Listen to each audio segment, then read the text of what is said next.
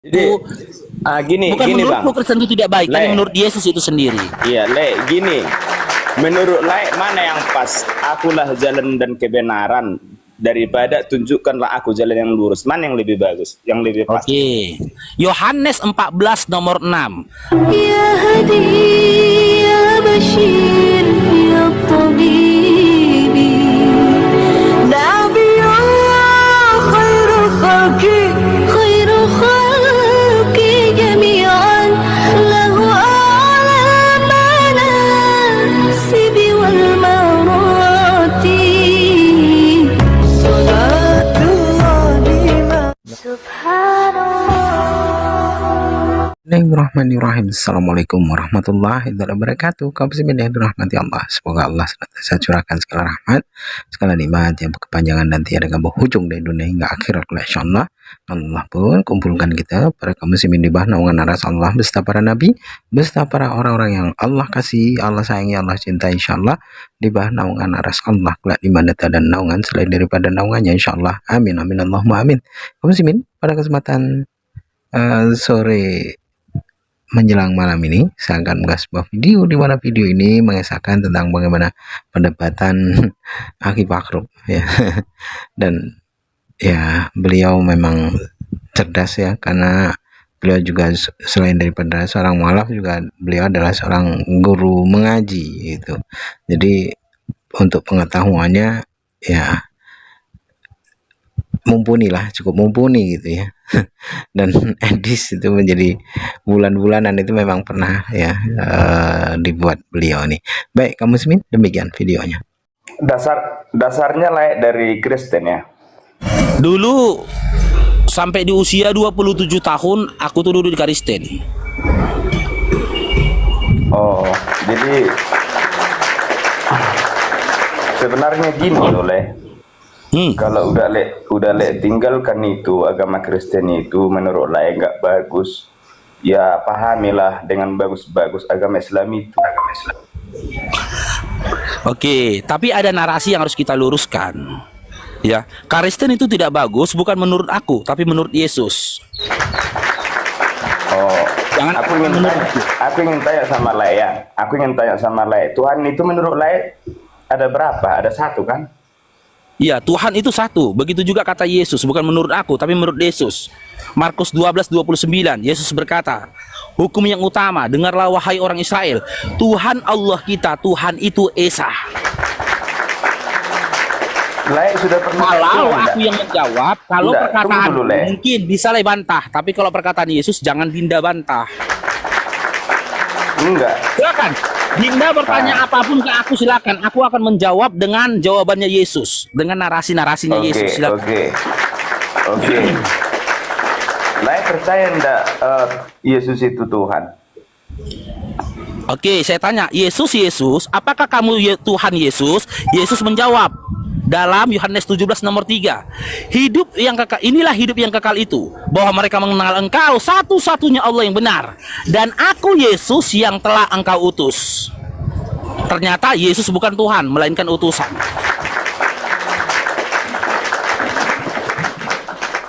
Silakan lanjut.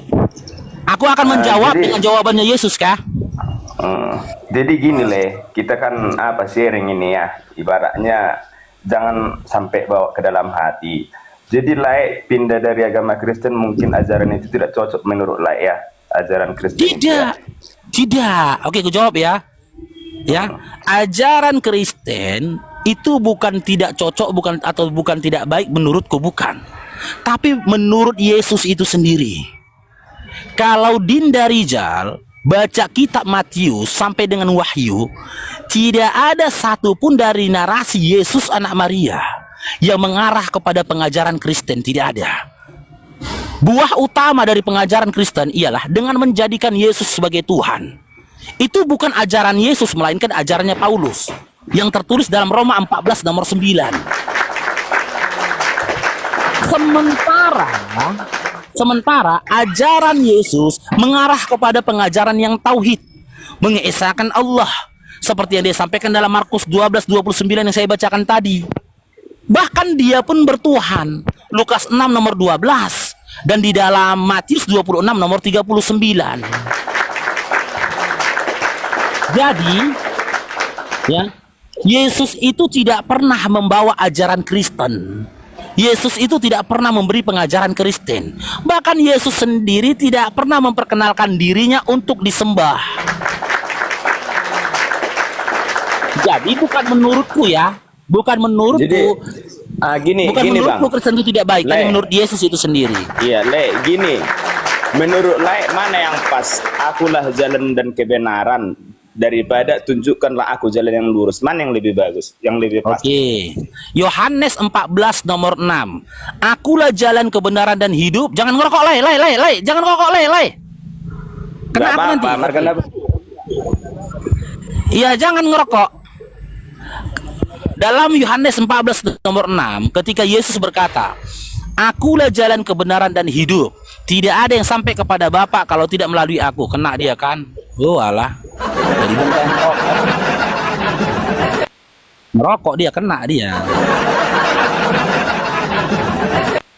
Payah dia atur roten ini. Udah dibilang tadi jangan, bukan jadi cabutnya rokoknya, cobalah. Kena dia jadinya, nggak bisa diatur, banyak kali ngatur ya. Ini langsung kita ingatkan tadi kan, jangan ngerokok juga lagi. Nggak perlu rungkat, nggak bisa diatur. Nih ngoten ini nggak bisa diatur. Udah diingatkan pun masih juga ngerokok. Oke, Daniel.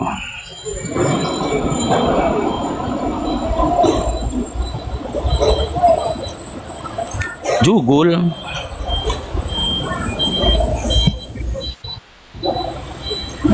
Halo Daniel, selamat bergabung. Daniel. Ya, selamat. Ya, Islam Kristen. Islam Kristen, Dinda. Oke, Kristen. Oke, mau diskusi kita, Dinda?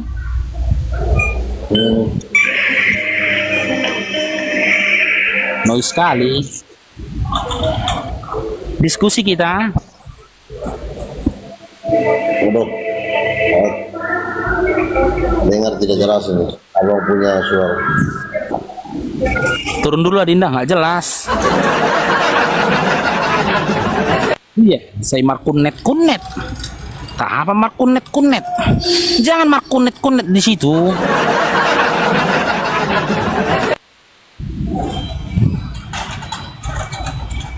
Di Roba Bibele tadi teman-teman kan markunet. Halo Robi, selamat bergabung Robi. Tap layar teman-teman ya, lu forensinya teman-teman. Gas tap layar ya teman-teman. Robi. Andre. Ya, Islam Kristen. Robi. Alah.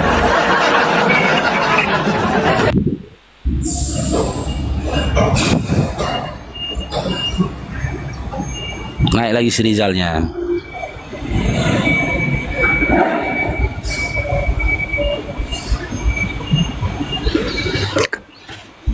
Jangan ngerokok Dinda. Aduh, kan dibilang tadi jangan. Iya, itu kan peringatan apanya itu? Peringatan biasanya itu. Iya, tapi disuruh turunkan. Aku kena, disuruh turunkan. Kalau nggak aku turunkan tadi, aku kena Bennett. Enggak, aku kan buka agensinya, taunya aku mana yang kena Bennett, mana yang enggak. Itu hanya Iya, tapi nggak peringatan usah. ringan itu. Iya, nggak usah lah, nggak usah ngerokok lah. Kan nggak meninggal kita nggak ngerokok setengah jam. Gini le, gini loh. Aku kan curhat sedikit lah. Aku tinggal di Sumatera Barat le, di Padang. Ini semua Iya, tetanggaku ini semua Muslim, Minang semua. Iya. Jadi kalau menurut aku kalau sudah pindah ke agama Muslim itulah ibaratnya perdalam bagus-bagus. Di Muslim kan mengajarkan ibaratnya kebaikan, samanya kita. Maksud aku nggak usahlah diusili agama orang lain. Menurut aku ya. Oke. Muslim kan mengajarkan kebaikan, samanya kita. Seakan-akan Iya. Dinda mau nyampaikan juga bahwasanya Kristen itu juga mengajarkan kebaikan. Kan gitu. Iya. Kalau boleh ini aku bertanya, sebut satu kebaikan yang diajarkan oleh Paulus. Iya, Paulus kan bukan Tuhan kami. Oke, sebut satu kebaikan yang diajarkan oleh Yesus. Maaf, kalau yang diajarkan Tuhan Yesus yang paling utama itu maafkanlah dia sebab dia tidak tahu apa yang diperbuat. Itulah yang diajarkan Tuhan kami. Iya, di mana Percislah itu tertulis? untuk omongan itu. Di mana tertulis? Itu tertulis di batin kami. Nah, Di iya, batin memang kami? iya. Iya, memang iya. Maafkanlah dia itu sebab dia tidak tahu apa yang dia perbuat. Seperti Di Lai mana lah. tertulis? Apalah, enggak, ku tanya dulu Lai, apalah yang tujuan Lai untuk menghujat kayak gini? Kalau ku bilang nanti Lai untuk mengemisgipkan terlalu apa? Terlalu enggak enak dengarnya kan? Oke, aku buka Komal memberikan edukasi buat teman-teman Kristen, di mana teman-teman Kristen ini nyaris tak pernah membaca Bibelnya. Aku tidak pernah membaca Bibel dari Kejadian sampai Wahyu. Bertahun-tahun aku membaca Bibel. Ya, sedikit banyaknya oke, aku oke, paham oke. isi Bibel itu Oke. tadi. Jadi kalau Lai sudah membaca Bibel itu apa yang Lai dapat? Aku dapat di dalam Bibel ternyata Yesus itu bukan Tuhan, melainkan Kalau Lai membaca apa itu Al-Qur'an itu apa yang Lai dapat di sana? Oke, kalau di dalam Al-Quran ada banyak pelajaran yang bisa didapat. Yang pertama, Ya. soal ketuhanan. Yang kedua, kisah dari orang-orang pada masa lampau. Ya, yang ketiga, hukum untuk hidup di dunia ini seperti apa. Ya, yang keempat, ya, berita-berita ghaib, apa yang terjadi pada masa lampau dan apa yang akan kita hadapi setelah kematian. Ada banyak. Oh, gitu ya. Kalau Lai Udah baca lah, Le, Bibel, aku- apa yang Lai dapatkan?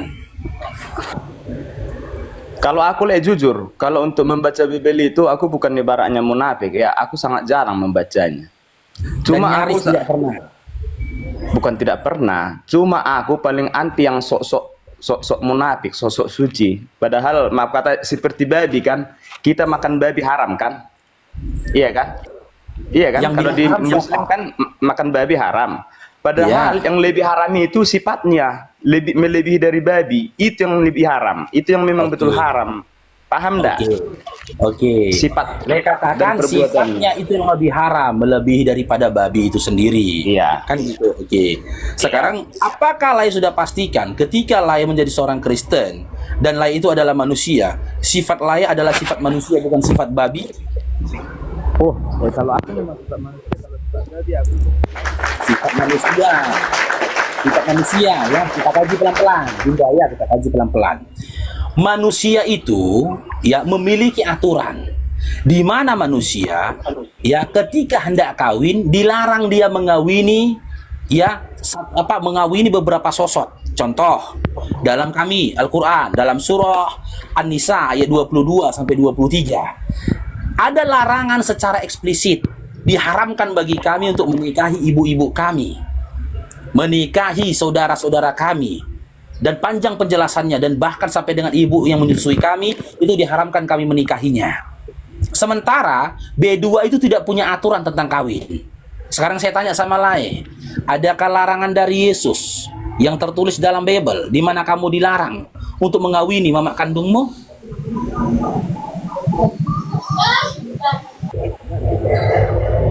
Nggak ada suaranya, Dinda, nggak ada suaranya. ada larangannya, ada tertulis. Mana tertulis?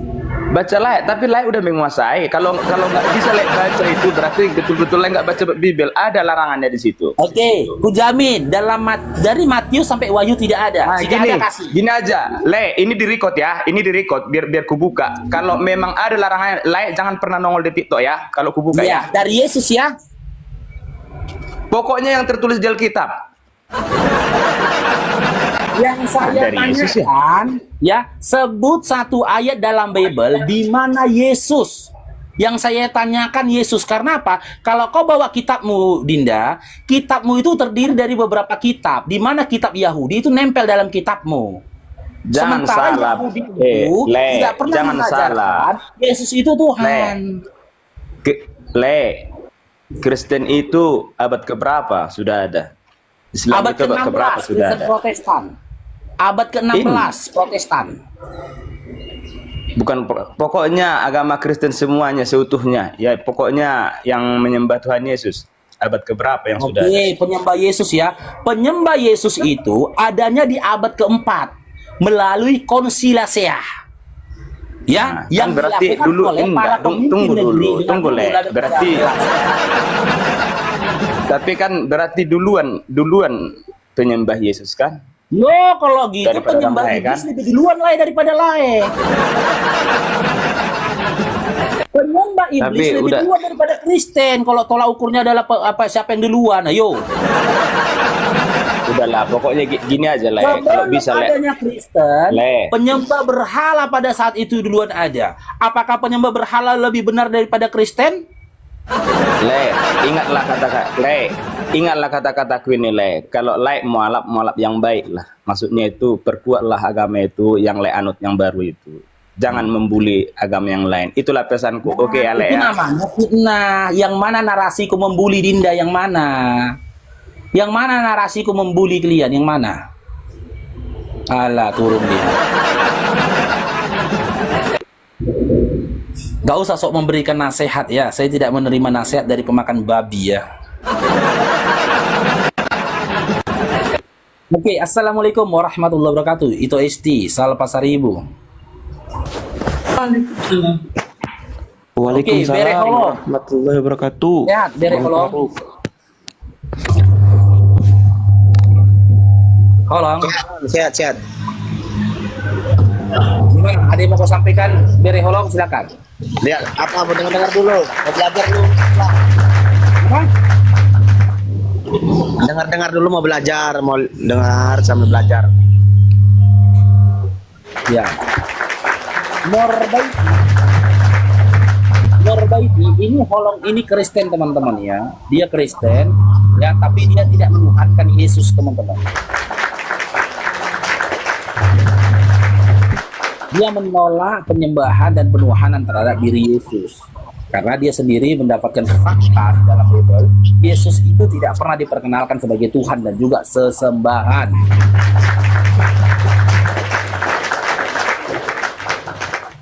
Oke, Norbaiti, selamat bergabung Norbaiti. Aduh, turun dia teman-teman. Siapa Noise? Siapa Noise? Orang ini mute semua lah. Kalau masih Noise, aku lah yang noise berarti. Siap, Bunda Berjaya. Oh ya, siap.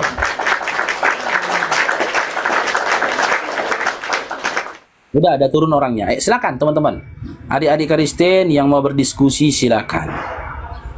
Ya, Bere Holong. Sebelum sembari nunggu teman-teman Kristen naik. Iya. Ya, boleh kita ngobrol-ngobrol kecil dulu. Boleh tulang boleh. Oke. Kalau boleh tahu, aku bertanya ini sama Bere. Hal apa yang membuat Bere itu, ya, yang menghalangi atau menahan Bere itu untuk bersyahadat sampai ini?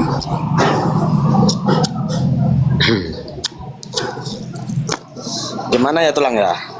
Kalau bicara tentang masalah kenapa nggak pindah ya? Yang pertama itu saya masih meyakini ajaran Yesus. Yang kedua, kemana ya? Gimana aku caranya masuk ke agama contoh Muslim? Ini contoh ya tulangnya. Sedangkan aku tidak sama sekali mengerti dengan ajaran Muslim itu gitu loh. Pelan-pelan kita ya. Iya. Coba sebutkan satu persatu ajaran dari Islam yang tidak kamu ketahui atau yang belum kamu pahami. Silakan, biar kita coba luruskan di sini. Iya, gini Lang. Yang pertama ya kalau dari Muslim itu ya, memang asli nol. Saya itu nol tidak mengetahui, cuman sering lihat ya. Yang saya salut dengan agama Muslim itu atau Islam, dengan cara mereka itu beragama aja. Istilahnya contoh waktu mereka sholat, gitu loh. Istilahnya secara penglihatan saya itu sungguh sangat indah gitu loh, benar. Ya, jadi yang mau kamu ketahui kan tadi bilang nggak tahu apa-apa tentang Islam. Nah, hal apa satu persatu kita kupas. Hal apa yang ingin Bere ketahui tentang iman Islam itu sendiri? Silakan. Ya, Merokok aku lang. Ya nggak usah on cam. Kalau merokok nggak usah on cam. Kita udah kenal kok, udah pernah nengok wajahnya kok. Teman-teman di bawah pun udah kenal. Begini loh, Hal apa? Lang. Ya yang pertama ya, gimana aku cara mengatakan hal apa yang nggak kamu ketahui dari agama Islam tuh? Yang pertama itu ya itu tadi Lang, aku yang nol sama sekali kalau di agama Islam karena nggak pernah ngikut dengan mereka, nggak pernah mempelajari gitu loh. Oke, berarti tentang ilmu ya, pemaparan pemahaman dalam Islam, baik akidah maupun muamalahnya kamu nggak tahu ya. Iya, Oke, tapi kalau imannya kamu setuju nggak, sepakat nggak dengan iman Islam? sangat sepakat karena gini, karena saya itu selalu berbicara yang mengikuti ajaran Yesus sesuai dengan kitab ya yang saya pelajari itu ya agama Muslim, contoh doa sujud, nggak makan babi, sunat, karena Yesus itu melakukan itu semua. Oke, coba kita uji ya, kalau memang si Bereholongnya itu sepakat dengan iman Islam. Saya tanya sama Bereholong. Bereholong, di Ya. dalam pemahaman dan imanmu, apakah kau beriman kepada Tuhan yang Esa? Ya, Oke. Bereholong yang kedua, di dalam pemahaman dan imanmu, apa kau mengimani dan percaya kalau Nabi Muhammad SAW adalah utusannya Allah? Jain dong, diberkatilah Bunda Eli. di dalam apa? Dalam pemahaman dan imanmu, apakah kamu percaya kalau Nabi Muhammad SAW itu adalah utusannya Allah? Tidak. Kenapa kau tak percaya kalau Nabi Muhammad SAW bukan adalah utusannya? Hal Iya. apa yang membuatmu tidak percaya kalau dia adalah utusannya Allah? Silakan. Ya, gini. Iya. Saya nggak ngina namanya ya. Saya cuma belajar aja itu Lang ya. Iya, nggak menghina ini. Insya Allah nggak salah. Nah, gini loh Tulang. Saya kan sama sekali yang saya pelajari itu kan Alkitab, Bang. Nah, yang saya Ya. pelajari itu Alkitab. Saya tidak pernah yang menemukan yang namanya istilahnya Muhammad itu adalah utusan Allah. Yang saya tahu itu utusan Allah itu adalah Yesus. Iya, Itulah. maksud saya gini, hal yang membuatmu ragu bahwasanya Nabi Muhammad SAW adalah utusannya Allah, apa yang membuatmu ragu? Kalau dikatakan untuk keraguan sih ya gimana namanya kita istilahnya apa ya namanya kita nggak mempercayai itu Lang karena kita memang nggak pernah saya pelajari yang namanya nabi gitu loh. Nabi. Oke. Aku kasih kisi-kisinya ya. Untuk mengetahui seorang nabi, aku kasih tahu kamu kisi-kisinya. Dimulai dari Musa, Ulangan 6 nomor 4. Kita lihat dari buah pengajarannya ya. Iya, Karena Bang. Yesus itu mengingatkan tentang dari buahnya kau mengenal pohonnya. Kita lihat pengajaran dari Musa dalam Ulangan 4 nomor 4. Apa kata Musa? Hukum yang utama, Tuhan itu Esa. Sudah? Lalu kapan Yesus menyampaikan meneruskan ajarannya Musa yang tertulis dalam Markus 12:29. Yesus juga berkata, Tuhan Allah kita, Tuhan itu Esa. Lalu datang Nabi Muhammad SAW yang tertulis dalam surah Al-Ikhlas, membawa Al-Quran mengatakan, Qul huwallahu ahad. Katakanlah bahwasanya Allah itu Esa. Pengajarannya yang sama. Di dalam kitabnya Musa, dalam perjanjian lama yang merupakan kitab Tanakh, orang tak akan mampu melihat Tuhan. Siapa yang melihat Tuhan maka dia akan binasa. Yohanes 5:37, Yesus juga berkata bahwasanya Bapa yang telah mengutus dia, suaranya tidak bisa kedengar, rupanya tidak bisa kau lihat.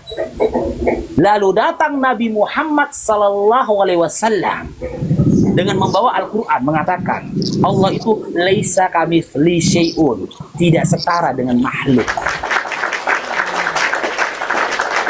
Jika makhluk tidak terlihat, maka Allah tidak terlihat. Sama pengajarannya. Yang kedua sama pengajarannya ya, tentang sosok siapa yang disembah, yaitu sosok yang tidak terlihat. Yang ketiga, Musa turun ke dunia ini membawa hukum yang disebut dengan syariatnya Yahudi. Di mana syariatnya Yahudi itu tertulis dalam kitab Keluaran dan juga kitab Ulangan. Syariat perkawinan Yahudi tertulis di dalam kitab Ulangan. Syariat tentang akidahnya Yahudi tertulis dalam kitab Keluaran. Yesus juga turun ke dunia ini membawa syariat. Tapi syariat yang dibawa dia adalah syariat yang diteruskan dari Nabi Musa alaihissalam yang tertulis dalam Matius 5 nomor 17 sampai 18. Di mana Yesus mengatakan, jangan kamu menyangka aku datang ke dunia ini untuk menghapus hukum Taurat. Aku datang untuk menyempurnakannya. Berarti dia menambahkan sesuatu yang belum lengkap dalam hukum Taurat. Tapi tetap, dia berada dalam koridor hukum atau syariatnya hukum Taurat. Dia mengikuti tradisi Yahudi. Lebih baik sebelum bumi dan isinya ini hancur, tidak akan terhapus hukum Taurat meskipun satu iota, kata Yesus. Ya, Musa bawa syariat hukum, Yesus datang melanjutkan hukum syariatnya Musa, Nabi Muhammad SAW membawa hukum ya untuk seluruh umat manusia yang disebut dengan din. Itulah surah Ali Imran ayat 19, dinul Islam. Di mana hukum dan juga syariatnya Islam ya itu berdiri tegak atas dua hal, Al-Quran dan juga As-Sunnah. Hukum dari Allah dan hukum yang disampaikan oleh Nabi Muhammad SAW. Banyak hukumnya, larangan tentang makanan, larangan tentang minuman. Orang Yahudi juga punya larangan tentang makanan, punya larangan tentang minuman. Yesus juga punya larangan tentang makanan, punya larangan tentang minuman. Islam juga punya larangan tentang makanan, punya larangan tentang minuman. Soal pernikahan, umat Islam itu ia memiliki hukum tentang perkawinan, pernikahan, syariat perkawinan, siapa-siapa yang tidak boleh dia nikahi dan siapa-siapa yang boleh dia nikahi. Kitabnya Yahudi, Musa juga memiliki aturan tertulis dalam kitab Imamat dan kitab Ulangan, siapa-siapa yang boleh dinikahi dan siapa-siapa yang tidak boleh dinikahi. Begitu juga Yesus, karena berdasarkan Matius 5 17 sampai 18 dia melanjutkan hukum Taurat, berarti hukum perkawinan yang digunakannya adalah hukum Taurat.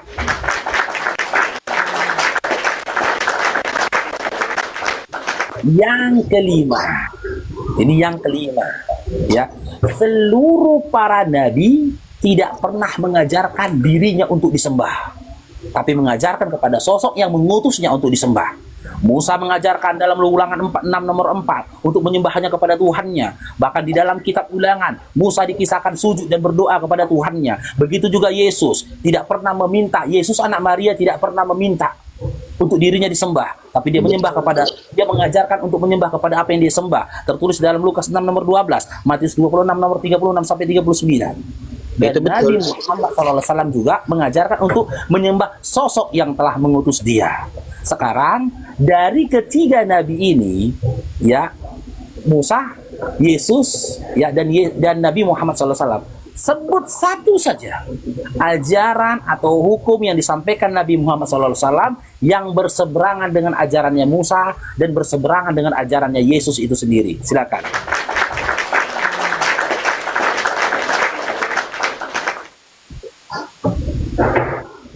Ya kalau menurut saya Tulang ya, kalau itu ajaran Muhammadnya seperti itu ya nggak ada Lang, karena sesuai semua. Ya ada. Tapi ketika kita paparkan dalam iman Kristen, kau masih mengatakan dirimu Kristen, ya, kau masih mengatakan dirimu Kristen. Kristen pada umumnya ya, bukan Kristen seperti pemikiranmu, karena pemikiranmu saat ini bukan pemikirannya Kristen. Karena apa? Bahkan semua teman-teman Kristen itu menolak kamu itu Kristen. Karena apa? Dengan pemikiran imanmu saat ini. Kalau kita komparasikan ini, ajarannya Musa, ajarannya Yesus, ajarannya Nabi Muhammad SAW, lalu di antara tiga ini muncul sosok keempat, yaitu Kristen. Apakah ajaran Kristen ini selaras dengan ajarannya Musa, Yesus, dan Nabi Muhammad SAW? Jujur. Kalau secara pengajaran sih banyak yang menyimpang. Menyimpang, bertolak belakang. Teman-teman Kristen ini seringkali mengatakan kami duluan loh. Duluannya kalian pun dari Nabi Muhammad SAW. Itu tidak jadi tolak ukur benarnya kalian. Karena apa? Duluannya kalian dari ajaran yang disampaikan Nabi Muhammad SAW, ya.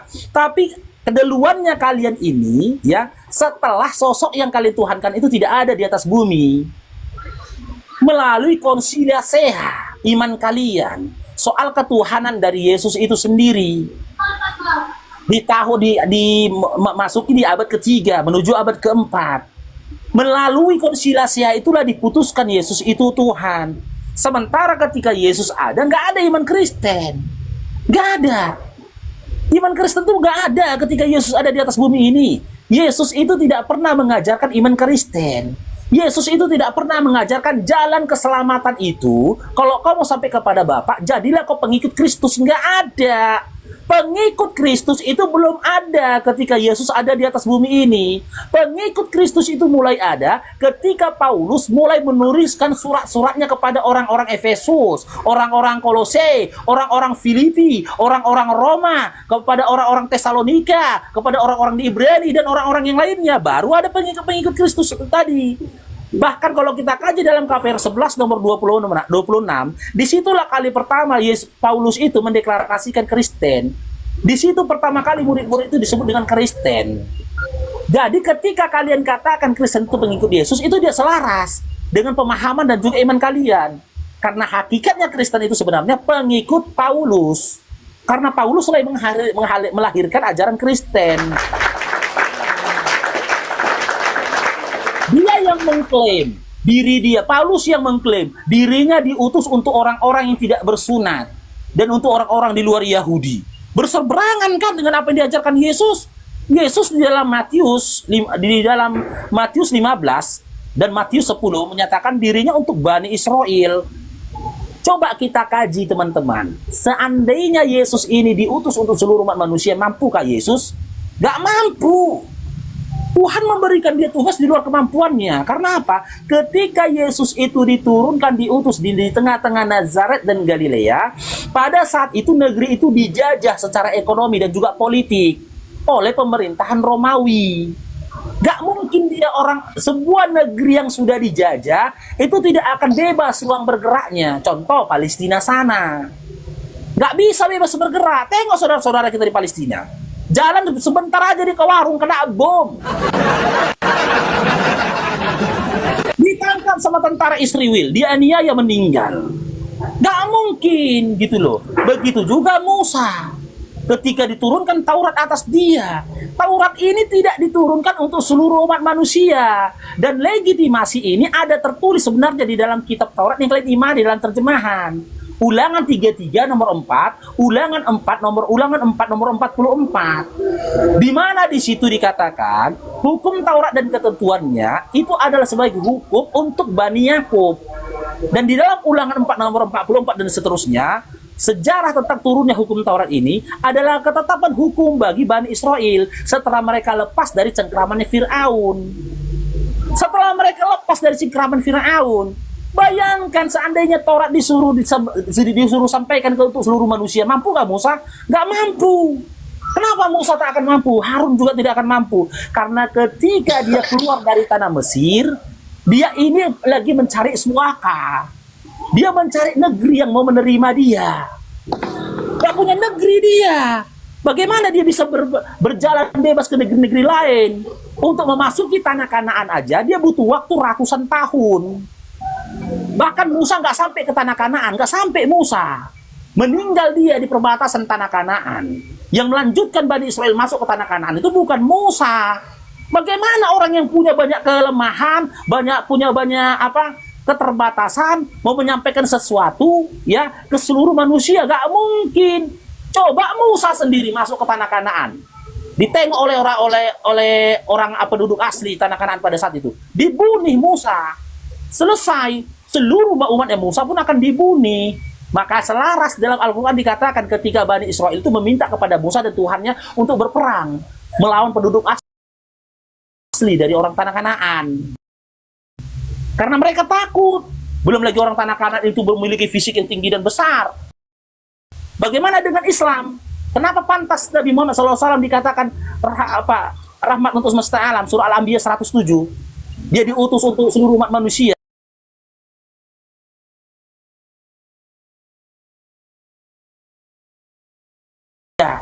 Untuk umat akhir zaman. Pantaskah? Pantas. Pantas, karena apa? Melalui rencana yang matang telah ditetapkan oleh Allah. Karena apa? Nabinya diturunkan dari tempat yang tidak disangka-sangka oleh penguasa dan juga negeri-negeri penjajah lainnya pada saat itu. Di mana nabinya diturunkan? Di tanah Mekah. Di mana tanah Mekah dicap oleh negeri-negeri sekelilingnya adalah tanah jahil. Tanahnya orang-orang yang bodoh, yang tidak punya sumber daya alam. Tanahnya orang miskin, pasir tandus gersang yang ada di Mekah. Gitu loh. Siapa yang mau menjajah? Persia dan Romawi tidak tertarik pada tanah Mekah. Mereka hanya melintasinya saja karena nggak mau mereka menjajahnya. Berbeda dengan tanah Galilea, berbeda dengan Mesir, berbeda dengan negeri-negeri lainnya yang subur pada saat itu. Persia dan Romawi tertarik untuk menjajahnya, tapi mereka tidak tertarik untuk menjajah tanah Mekah. Karena tanah Mekah nggak dieksplor sekarang, Bang. Mekah itu baru muncul dengan minyaknya. Kaya-kaya orang Mekah sekarang, orang-orang Arab sekarang. Dulu nggak muncul minyaknya. Karena apa? Pasir tandus itu di situ. Tapi ya Persia dan Romawi, bahkan penguat-penguat dari Yahudi pada saat itu nggak nyangka Nabi akhir zaman itu lahirnya di sana, hingga luput tanah Mekah dari jajahan. Nggak dijajah Mekah. Satu-satunya negeri yang bebas untuk berniaga, dia boleh pergi ke Syam, dia boleh pergi ke Afrika, itu orang Mekah. Karena apa? Orang nggak mandang Mekah ini hebat, enggak. Ketika pun orang penduduk Mekah ya pergi, dia berdagang, dia ke Syam,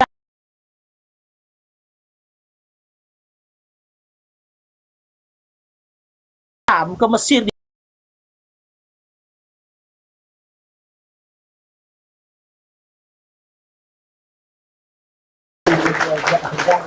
yang kedua rencana yang dibuat. Apa rencananya? Air susu ibunya Aminah tidak ada. Pada saat itu Yahudi itu dominan secara ekonomi ya bangku. Orang Yahudi itu memegang perdagangan pada saat itu, kaya. Tapi Allah membuat rencana Aminah ibunya tidak punya air susu. Lalu datang orang dari Tusadia yang terkenal banyak air susunya, datang ke Mekah untuk mengambil anak untuk disusuin.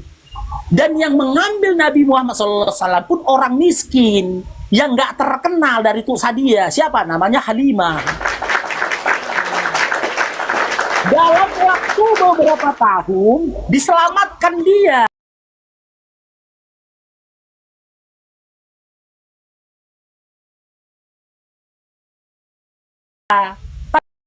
Tanpa pengetahuan mamanya, tanpa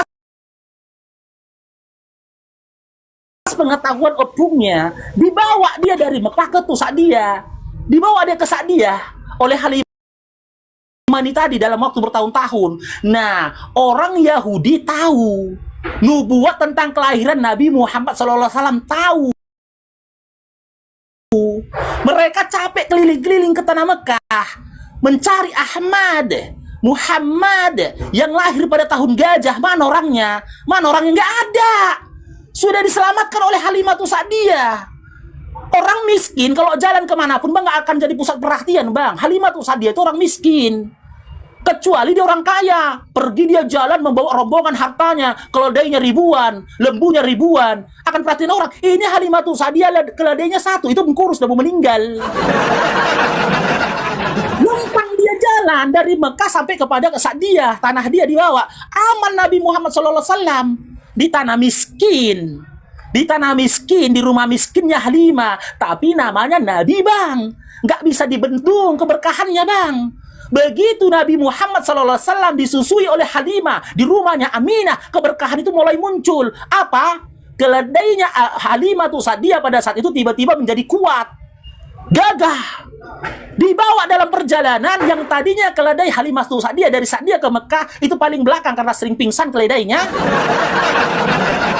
Ketika pulang dari tanah Mekah membawa Nabi Muhammad SAW di atas keledainya, keledainya ini jadi kuat.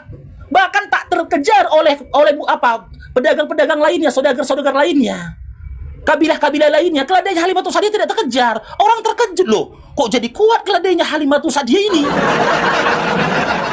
Tapi dia di Sadia, dia jadi orang kaya. Dia jadi orang kaya. Halimah jadi orang kaya karena apa? Keberkahan dari Nabi tadi tidak terbendung. Domba-dombanya Halimah, lembu-lembunya Halimah itu menghasilkan banyak susu. Di mana riwayat menceritakan susunya itu tak habis-habis. Sehingga bervolume berapa ribu liter tuh susunya, kaya dia dari susu. Mulai terkenal Halimatu Sa'diyah. Mulai terkenal di kampung itu. Nah, mulai membahayakan Nabi. Dan terkenalnya dia lagi ketika pertama kali waktu kecil Nabi Muhammad SAW melakukan mukjizat. Apa mukjizat pada saat itu? Ya, ketika Halimatu Sa'diyah sakit, datang pada saat itu pesihir, ya, untuk mengobati dia. Nabi melihat itu tidak terima, didatanginya ibu susuannya. Dia buang buhul-buhul yang ada dalam diri Halimatu Sa'diyah. Disentuhnya ibunya, sembuh pada saat itu juga. Dan tanda kenabian ini tertulis di kitab sebelumnya yang disebut dengan kitab Taurat lisan. Taurat lisannya Yahudi, bukan Taurat yang diterima oleh Musa, tapi Taurat lisan yang disebut dengan Tanak, yang disebut dengan Talmud. Kejadian ini tertulis dalam Talmud, di mana pada saat itu pendetanya Nasoro pun sudah menceritakan yang dia dapat dari nabi-nabi Bani Israel, ciri-ciri dari Nabi Muhammad SAW dari dia kecil sampai dengan dia meninggal. Ada kisah itu, Mesir itu melihat, diceritakan kepada pembesar Yahudi. Karena apa? Pada saat itu satu informasi tentang Nabi akhir zaman dibayar mahal oleh orang Yahudi, rahib Yahudi, dibayar mahal. Cuman Yudas Iskariot yang dapat semangkok bakso. Sejarah mencatat ketika seseorang menyampaikan kisah informasi tentang Nabi, cuman Yudas Iskariot yang dapat 30 keping perak. Cair, bro. Diberkati gondrong. Cuman Yudas, mahal informasi, Bang, tentang keberadaan Nabi. Dikasih tahu sama pesiri ini kepada orang Yahudi yang ada di tanah Mekah tentang ciri-ciri ini tadi. Pada malam harinya didatangi rumah Halimatu Sa'diyah. Tapi alhamdulillah, meskipun Halimatu Sa'diyah itu miskin, lemah secara ekonomi pada saat itu, suaminya itu petarung. Suaminya itu petarung, suaminya pendekar. Dikenal oleh kabilahnya, oleh kaumnya, suaminya ini panglima perang. Kalau bergulat sama dia, berpedang sama dia 5-10 orang, bukan lawan dari suami Halimatu Sa'diyah. Coba teman-teman, luar biasa nggak? Luar biasa, siapa yang nyangka? Ternyata suaminya ini pendekar gitu loh. Babak belur pada saat itu orang Yahudi yang hendak mengambil dia. Tapi kecerdasan ada pada diri suami Halimatu Sa'diyah. Apa kata suami Halimatu Sa'diyah? Jika kelompok dari mereka saat ini bisa kupukul mundur, aku nggak menjamin istriku. Kelompok berikutnya ini, ya, pasti lebih kuat dari sini. Dari cara mereka menyerang kita, yang mereka inginkan itu Muhammad, kata dia. Menetes air mata Halimah, menangis Halimah. Bagaimana bisa kupulangkan ini belahan jiwaku, kata dia. Tapi di satu sisi aku harus amanah. Jangan sampai ini Muhammad kenapa-kenapa di dalam pangkuanku. Cair drong, diberkatilah bangku. Pulang Halimatu Sa'diyah, dipulangkan dia kepada mamanya Aminah. Dengan penuh air mata dipulangkan dia, menangis hingga berkali-kali pingsan pada saat itu Halimatu Sa'diyah menangis berkali-kali pingsan. Lalu Allah membuat rencana berikutnya. Karena apa? Orang Yahudi berupaya masih mencari Nabi yang masih berumur 5 tahun pada saat itu. Masih dicari. Digerakkanlah hati dari Aminah, ibunya Nabi Muhammad SAW, untuk safar, pergi menemui pamannya Nabi. Kalau Bang Farouk nggak salah, menuju kota Taif pada saat itu. Pergi bunda Nabi membawa Nabi Muhammad SAW yang sedang Nabi waktu sakit. Di tengah jalan, qadarullah, ibu Nabi Muhammad SAW di kamp pengungsiannya sampai ke tempat itu meninggal dunia karena sakit. Tujuannya apa? Air dong, diberkatilah kau Bang Bentara setia, diberkati istrimu Bang, diberkati anak-anakmu, diberkati kedua orang tuamu, hidupmu penuh dengan berkah. Haleluya. Lanjut Bang Faru. Tujuannya apa? Supaya Aminah ini melanjutkan, melaksanakan sesuatu yang di luar nalar pemikirannya. Dia capek-capek pergi dia ke kota, di luar keluar kota ke Mekah hanya untuk mendapatkan perlindungan terhadap Nabi Muhammad SAW. Caranya bagaimana? Kembalikan dia kepada opungnya. Kenapa dia kembalikan kepada opungnya? Ali bin ayahnya Abi Tholib. Abdul bin Tholib, Abdul bin Ali Abi Tholib. Abu Tholib, bapaknya Ali. Abu Tholib pada saat itu ya sudah mendekati masa di mana dia melanjutkan bapaknya. Abu Tholib itu sudah terkenal kekuatannya, kecerdasannya, gitu loh. Kembali dia ke situ, ke rumah opungnya. Opungnya itu sudah kuat dengan dijaga oleh anak-anaknya. Abu Jahal sudah kaya, Abu Tholib sudah kuat, dia dijaga sama anak-anaknya yang kuat ini. Nggak akan ada yang lagi berani yang berani mengganggu Abdul Muthalib, opungnya Nabi. Meninggal dia dipelihara oleh ayahnya Ali, ya, Abu Tholib. Disitulah seterusnya penjagaan terhadap Nabi Muhammad SAW sampai dengan dia dewasa. Lalu lahir lagi, muncul lagi Hamzah yang mulai terkenal dengan segala kenakalannya. Kenakalan mereka ini dikehendaki Allah pada saat itu di tanah Mekah. Guna apa? Menunjukkan kepada orang-orang sekitar Mekah, dia ini orang kuat, terkenal dia jadinya, gitu loh. Hati-hati terhadap dia ini. Menghadirkan apa? Rasa ketakutan, khauf dalam diri orang-orang kafir pada saat itu. Nah, begitu Nabi kami Nabi Muhammad SAW besar, ya, dirancang kecerdasan dalam otaknya dalam mencari nafkah. Dalam mencari nafkah, umur 10 tahun dia sudah bisa membebaskan budak yang pernah menyusuinya sekali, yaitu budaknya Abu Jahal. Dan ketika dia remaja, dia kaya raya dari perniagaannya dengan konsep dagang yang berbeda dengan kabilah-kabilah lainnya. Usia remaja dia kaya. Nah, diperkuat lagi kenabiannya itu dengan apa? Dipersandingkan dia dengan orang terkaya di Mekah yang memiliki sepertiga harta Mekah pada saat itu. Siapa? Khadijah. Kuat dia kan? Secara ekonomi dia kuat. Nah, dari saat itulah dia diangkat menjadi nabi. Kuat dia harta, nah, kuat dia harta, dia bisa mensiarkan. Kalau Musa budak, kaumnya Musa itu budaknya Firaun, mantan budak. Bagaimana mantan budak mensiarkan Taurat? Akan diinjak-injak.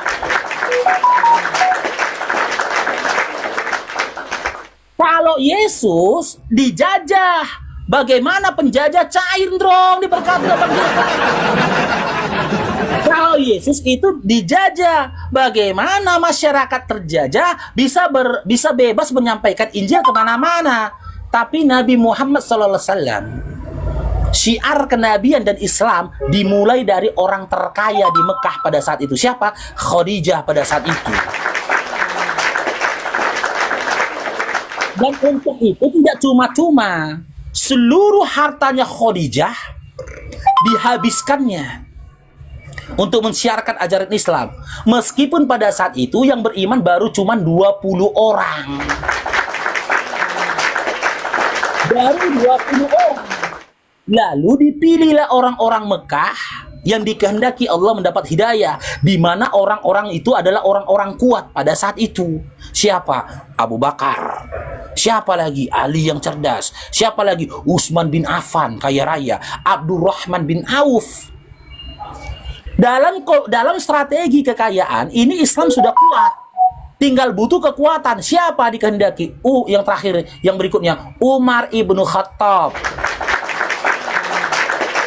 Bebaslah Islam bergerilya di tanah Mekah. Nah, pembangunan sistem militer, hijrahnya Nabi Muhammad SAW dari Mekah menuju Madinah. Madinah ini kampung halaman mamanya. kampung halamannya Aminah itu adalah Madinah. Nenek moyang dia berasal dari Madinah. Hijrah dia dari Mekah ke Madinah. Orang Arab pada saat itu, orang-orang Mekah menganggap udah kalah Muhammad dengan agamanya. Nggak sadar dia. Ternyata sistem militer, sistem pemerintahan dibangun oleh Nabi Muhammad SAW di tanah Madinah. Dan berawal dari Madinah lah ditaklukkannya Persia dan Romawi pada saat itu. Nabi kami bukan hanya orang merdeka, Nabi kami juga penguasa, maka dia bebas memasuki negeri manapun untuk menyampaikan wahyu dari Allah, yaitu Al-Quran pada saat itu.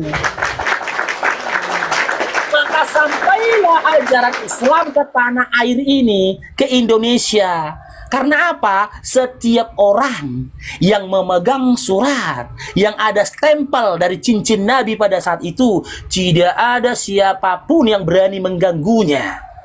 Jika ada yang berani mengganggunya, maka negeri itu akan diperangi oleh pasukan muslimin pada saat itu. Dan kekuatan pasukan muslimin sudah dipertimbangkan orang pada saat itu. Karena apa? Persia aja takluk dibikinnya.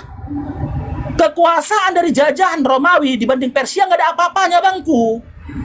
Jajahannya Persia itu mulai dari Afrika sampai perbatasannya Roma. Jutaan kilometer kekuasaannya Persia. Persia saja negeri jajahan yang berabad-abad lamanya. Berabad-abad jajahan Persia itu, ribuan tahun itu. Persia itu menjadi negeri penjajah.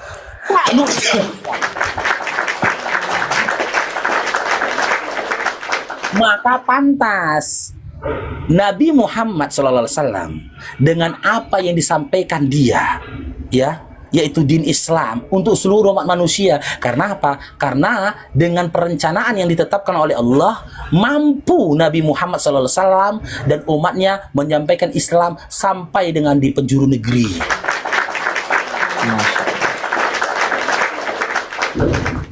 Ya, silakan. Sisal mungkin ada yang mau ditambahkan, silakan.